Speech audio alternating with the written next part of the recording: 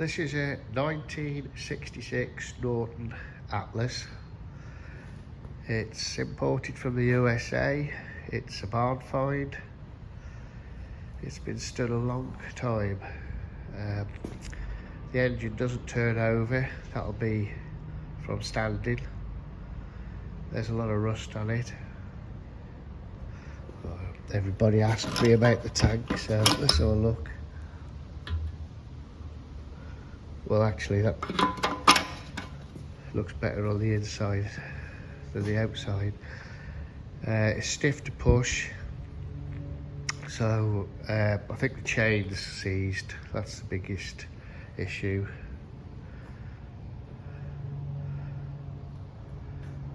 It's a project, a complete restoration job. So if you buy it, you got to be prepared to strip it.